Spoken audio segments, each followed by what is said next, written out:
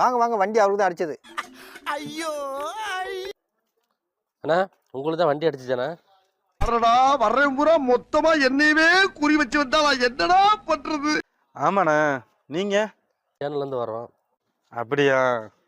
சரிண்ணே, சொல்லுங்க. என்ன வண்டி அடிச்சிச்சு உங்களுக்கு?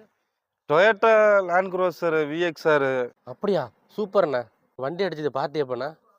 பார்ட்டி தானே, அது ஆட்டோமேட்டிக்காக இங்கே வீட்டுக்குள்ளே நடக்கும் பார்ட்டி. வீட்டில் பார்ட்டி கொடுக்குது அது தனிப்பட்ட முறை. வண்டி அடிச்சது நீங்கள் பார்ட்டி கொடுங்க.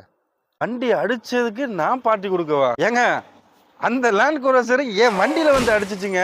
என்ன? ஆமாங்க, அந்த வண்டி என் வண்டியில் வந்து அடிச்சிச்சு. அதனால வந்துக்கிட்டு நான் தலையில் கையை வச்சுட்டு உட்கார்ந்துருந்தேன்.